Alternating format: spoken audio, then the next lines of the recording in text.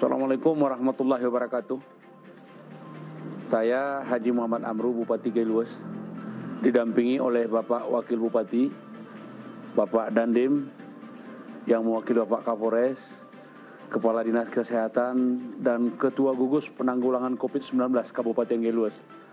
Dengan ini menyampaikan kepada masyarakat bahwa sejak tanggal 28 Maret nanti akan kami berlakukan karantina ketat bagi siapa saja yang kembali dan akan memasuki Kabupaten Gailues, terutama saudara-saudara kita yang berasal dari Pulau Jawa, Banda Aceh, dan Sumatera Utara.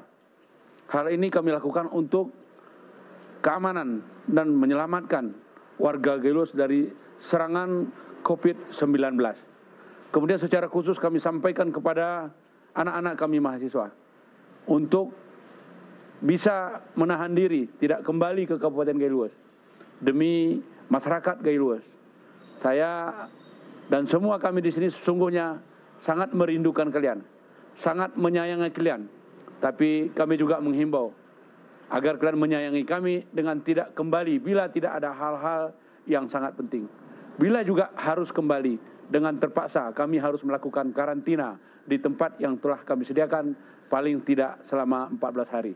Demikian pengumuman resmi ini kami sampaikan untuk diindahkan oleh seluruh saudara-saudara kami.